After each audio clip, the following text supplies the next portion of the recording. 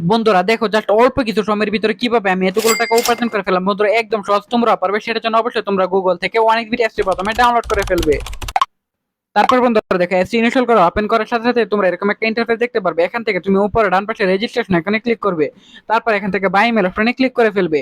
তারপর ভিউয়ার্স এখানে তুমি তোমার surname, first name, date of birth এবং তুমি তোমার জেলা উপজেলা এনআইডি কার্ডের সাথে মিল রেখে ফিল আপ করে ফেলবে।